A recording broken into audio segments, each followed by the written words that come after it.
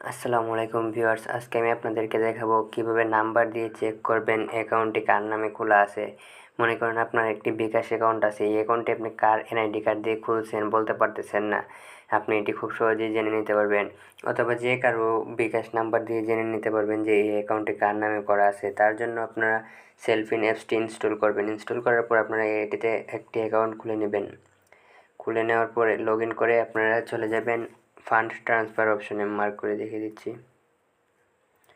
এই fund transfer অপশনে চলে যাবেন। চলে যাওয়ার পর এখানে নিচে দেখতে পারবেন বিকাশ বলে একটি অপশন আছে, এটাতে ক্লিক করবেন। ক্লিক করার পর এখানে বিকাশ নাম্বার দেওয়ার কথা বলবে। আপনি যে নাম্বারটি চেক করতে চাইতেছেন কার নামে খোলা আছে, এই নাম্বারটি দিয়ে দিবেন।